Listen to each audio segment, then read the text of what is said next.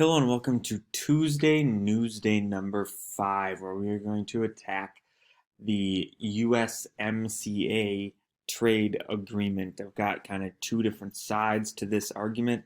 One that speaks directly to how it affects farmers here in Minnesota, and one from the Wisconsin Examiner that would suggest that it is a failure. It has been my goal, as you have seen, throughout the course of this year, to provide you two sides of an argument. I want you to kind of see both sides. I want you to hear different perspectives. And as you know, from about the third Tuesday Newsday on here, I have asked that you find a third article and read it on your own and tell me about the main idea from that article, because it's important that you kind of dig this stuff up on your own, answer these questions on your own, and are working toward that analysis, those inferences, all of these things sort of mixed together.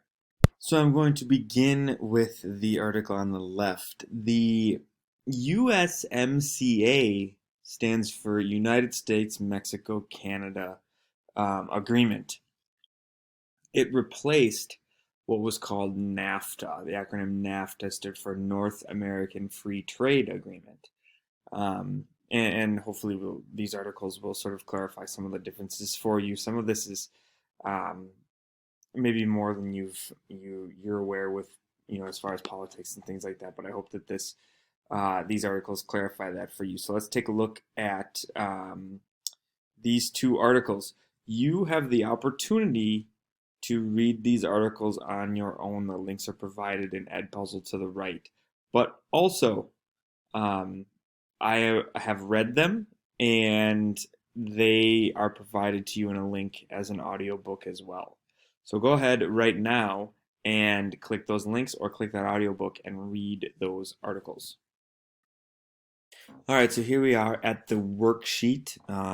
I've filled in some of the things that you already filled in, and you don't need to fill in again, and just to kind of keep the process moving. But some of these, as you can see in the summarization section, you will have to fill in. So identifying the topic, we're looking at whether or not the USMCA, which again is the United States, Mexico, and Canada agreement.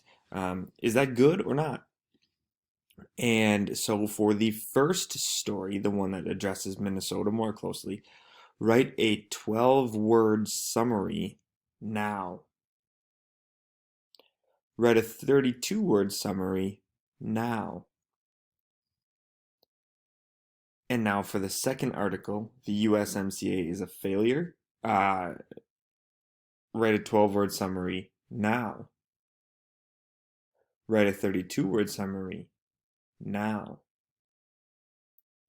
And remember, the reason that we write these different length of summaries is simply so that you are forced to sort of think about the story, the article in a different way.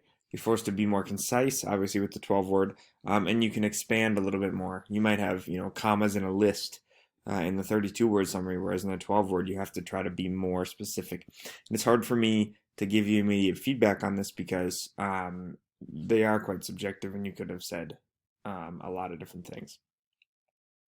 Moving on to the first and last sentence, we did this already earlier in the story, and I just am taking care of it for you. So for months, we have waited patiently for progress from the Trump administration on a new trade deal with Canada and Mexico. And this is from Article 1, the one more directly related to Minnesota. We applaud the administration for a job well done. Your task right now is to identify the main idea. What is the main idea of this article?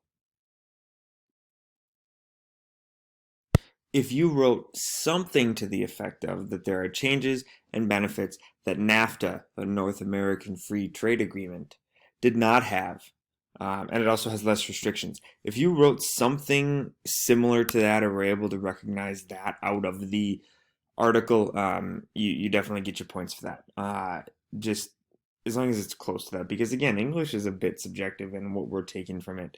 You might have highlighted something slightly different, but as long as you're getting to that, how it's different than NAFTA and it's more beneficial, you're on the right track. Moving on to article number 2, where the first sentence was the 1994 version of the North American Free Trade Agreement, or NAFTA again, was impressively terrible. The last sentence says the governments of the USMCA member states and multinational corporations have been using the long con, playing on the desperation of farmers, farm workers, unions, and the general public, and in the process destroying the environment and making us all marks for corporate greed. That's very telling as to the main idea. And so right now, I'd like you to answer this question. What is the main idea of the article? Article number 2. The USMCA is a failure, that one. What is the main idea of that article? If you wrote something to the effect of, the USMCA benefits corporations more than it benefits farmers. The changes made here in the USMCA are merely cosmetic. They're just sort of facelifts to NAFTA. They don't actually, whereas the other article argued that there were less restrictions, there were more benefits. This article says there's really no different. They're just, it's just sort of a facelift. Um, and so if you had something similar to that, at least kind of like that's what they're saying. Doesn't mean you necessarily agree, doesn't mean you necessarily know all the information you need to know to make a decision about whether or not the USMCA is a good uh, policy change or not.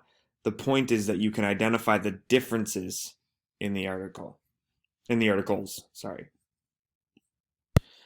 Quote from Article 1 says there is no doubt that this agreement will provide new market access for Minnesota dairy, poultry, and wheat farmers, and it maintains a zero tariff tax platform on all other agricultural products sold among the three nations. Why is this quote included in the story? If you wrote something to the effect of, this quote is included because it is a specific example of how the USMCA will help farmers. If you wrote something like that, you're on the right track. Again, the subjectivity of English might lead you down a slightly different path, but as long as you're close, you'll get the points for that. Article number 2. The administration will say, promises made, promises kept. The Democrats, although they will deny it, have helped Trump's re-election bid while throwing a few more Americans under the bus. We might be better off with no deal at all than this corporate giveaway that's little more than a basket of lies. Why is this quote included in the story? Please answer that question now. If you wrote something similar to this, you'll have received full points. This quote is included in the story because the main idea is that this deal helps corporations more than it helps the actual farmers.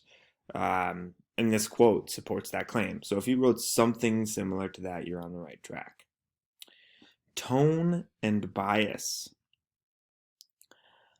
How is the tone of the second article different than that of the first article? Note how tone comes through and sort of maybe the positivity or the negativity that is expressed in an article. There's a certain level of excitement. It comes through in word choice. It comes through in how a topic is talked about. So how is the tone of the second article different than that of the first article? And your last question before we address the learning scales says, find a third article related to the USMCA. Provide the link and answer the following question. What is the main idea and how is it a new perspective and different from the first two articles? And finally, we are back here at your scale. Answering this final question, along with all of the others, earns you your unit for today's class. Remember, our learning goal was to determine two or more central ideas of a text and analyze their development over the course of that text, including how they interact and build on one another. Would you put yourself at a 4, a 3, a 2, or a 1? Thank you, and have a great day.